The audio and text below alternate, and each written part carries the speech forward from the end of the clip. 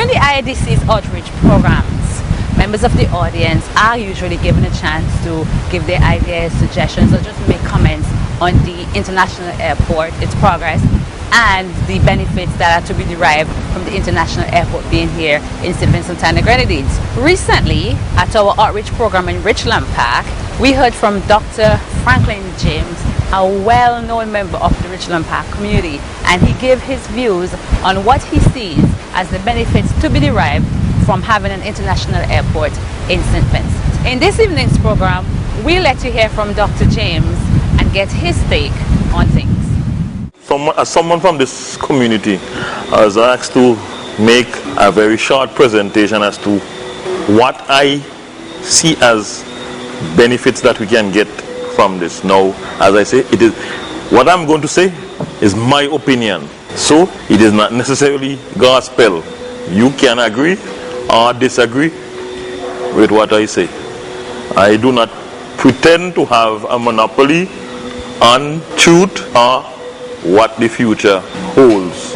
I think it is important for us to note the significance of our closeness to this project, which no doubt is the largest single project ever taken on by any institution or government in this country.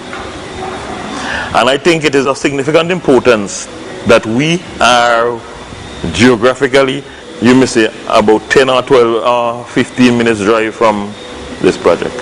It makes no sense we come here tonight and get into issues of whether we think we need international airport or if we could afford it. And as far as I am concerned personally, we've gone far past, that sort of stuff. So to me, the significant thing is trying to see how we can position ourselves, how we can prepare ourselves to get maximum benefit and to also give maximum support to the developmental process that this airport is going to bring. Now, it is important also that we try to tie this airport into policies that we see taking place. For example, I think it is important that we encourage our young people to seek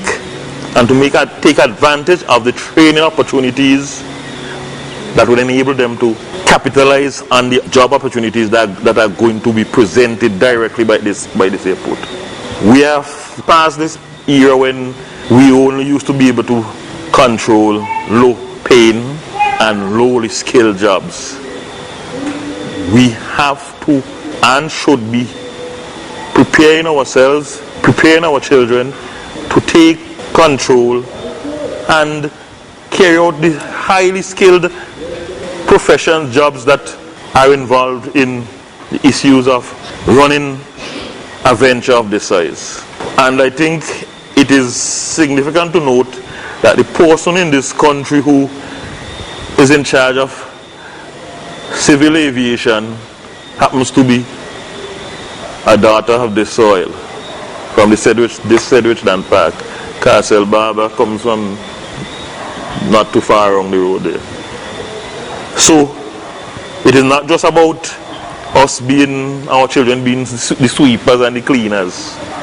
We're going to have to prepare our children and encourage them to be the engineers who maintain the equipment, the air traffic controllers, the computer and information technology wizards that deal with the issues, those who look at the weather patterns, meteorologists and these other people. So we have to encourage our children to get into these areas.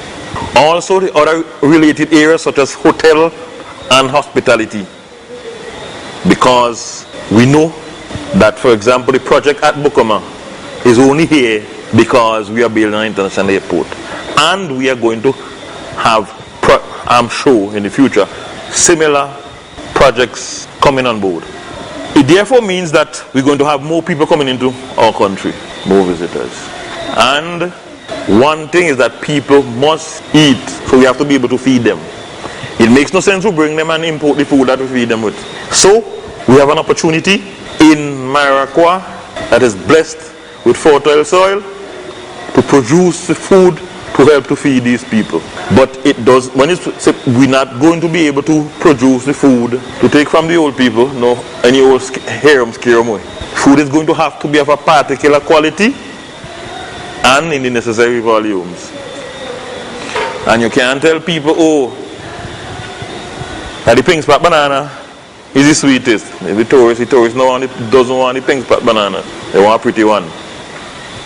So, the one with this skull marks are the pretty ones. The fruits with the skull marks are the pretty ones. Board pick sweet. We have an opportunity to produce food. So we're going to have an opportunity to produce food to feed these people. So I think that is a significant opportunity that we have. We have fertile soil and we need to position ourselves. We can't wait until the airport is here to think about and to be hustling to get things in place. We have to prepare. It also means that there are also going to be opportunities, I think, in the area of exportation of food, because I think it is significant that you can have a situation where you produce where the fields or the plants where you produce your food is just about 15-10 minutes away from a center where you can airlift that food or those products to the international market. I think that is important.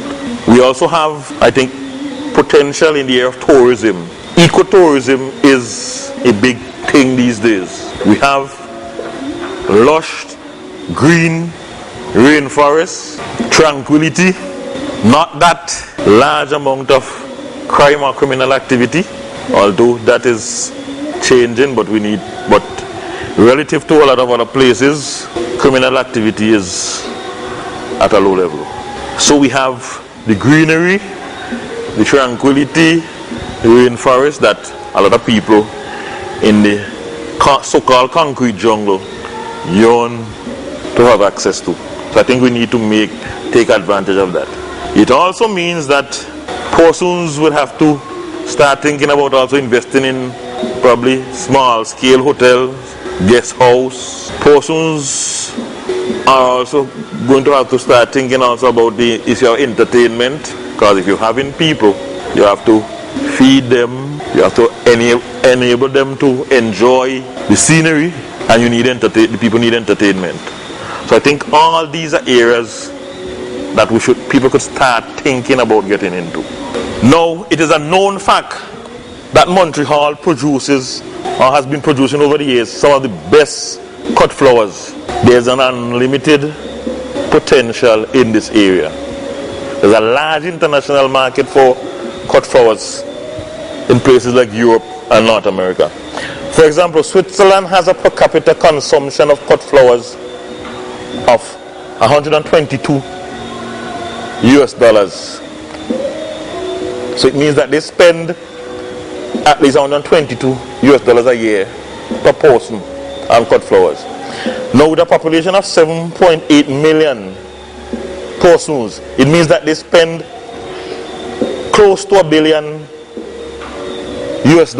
a year on cut flowers. 2.54 billion EC dollars they spend on cut flowers a year. That is no small money. And they import that.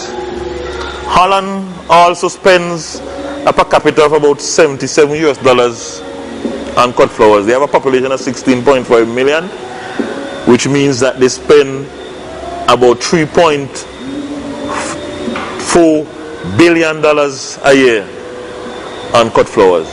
It is said that 20 large cargo planes leave Bogota, Colombia, every morning from Miami, loaded with cut flowers, apart from other things. Apart from other things. But 20 cargo planes leave Colombia every day, heading from Miami, filled with cut flowers. So we see that there's a significant possibility in this area. We have the fertile land, but the potential will only remain a potential unless we move to make it reality. So it is not just enough to say we have potential. We have to do what is necessary to transform that potential into reality.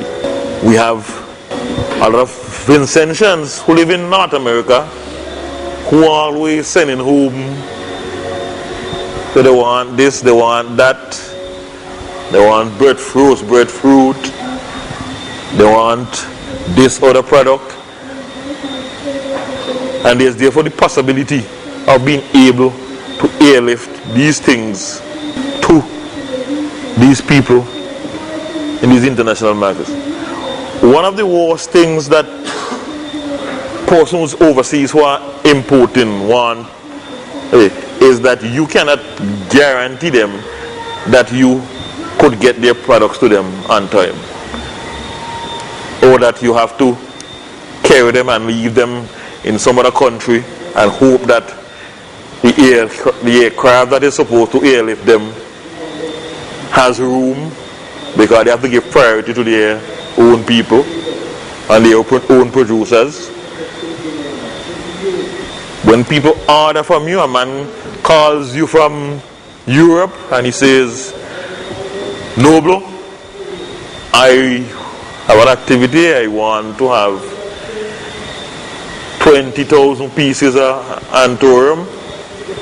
He doesn't want to hear that you're going, I have to see if I could get somebody to carry them to Barbados and see who going to take them from Barbados to carry them. No. From the time you tell him that, he says, no, he wasting time, man. He wants to be able, and if possible, he wants to be able to say, well, boy, watch me.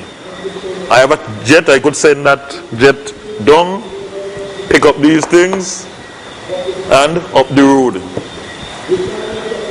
So it is important that we make use of the opportunities, and it is the only how that this airport is going to be able to be profitable, because you can't pay for international airport by through departure tax and landing fees and these things. It is through the other businesses, the spin-off that comes as a result of it. And we have to take advantage, believe that we can do it. And if those who conceptualize and are bringing international airport to us are doing it because they believe that it can be done, then I think that we also have to believe that we can do our part to make sure that this international airport brings development to us, to the country as a whole, and to generations to come.